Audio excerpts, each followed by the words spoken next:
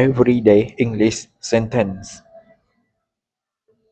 ប្រយោគអង់គ្លេសប្រើប្រចាំថ្ងៃ Time to eat ដល់ម៉ោងញ៉ាំអីហើយ Time to eat Time to eat Time to eat ដល់ម៉ោងញ៉ាំអីហើយ Put on your shirt ពាក់អាវរបស់អ្នក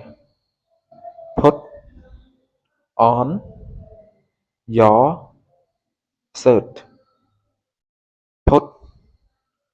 on your shirt Put on your shirt ពាក់អាវរបស់អ្នក Time for a bath ដល់ម៉ោងងូតទឹកហើយ Time for a bath Time for a bath Time for a bath ដល់ម៉ោងងូតទឹកហើយ Let's go outside តោះទៅក្រៅ Let's go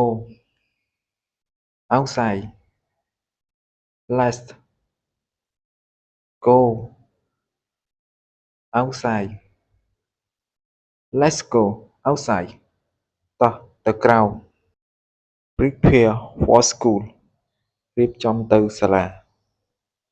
Prepare for school Prepare for school Prepare for school រៀបចំទៅសាលា Look at this មើលមកនេះ Look at this Look at this Look at this មើលមកនេះ Don't be late កុំយឺតយ៉ាវ Don't be late Don't be late Don't be late កុំយឺតយ៉ាវ He wake up at 6 a.m. គាត់ក្រោកពីគេងម៉ោង 6 ព្រឹក He wake up at 6 a.m. He wake up at 6 a.m. He wake up at 6 a.m. គាត់ក្រោកពីគេងម៉ោង 6 ព្រឹក Take a shower ងូតទឹក Take a shower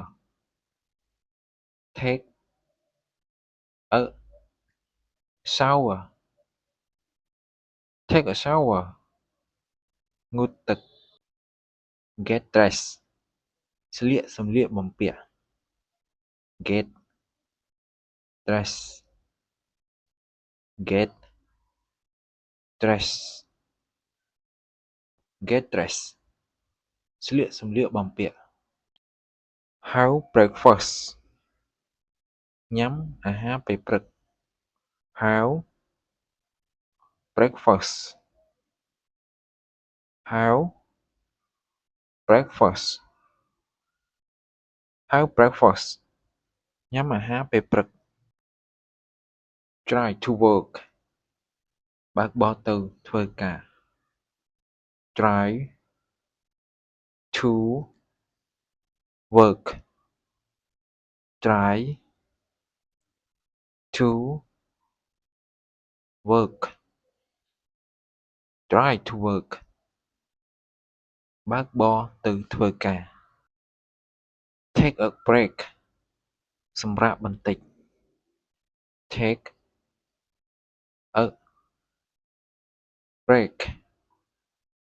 Take a break take a break សម្រាកបន្តិច drink water ផឹកទឹក drink water drink water drink water ផឹកទឹក go for a walk ទៅដើរលេង go for a walk go for a walk go for a walk ទៅដើរលេង finish work at 5 p.m. ចេញពីធ្វើការនៅម៉ោង 5 ល្ងាច finish work at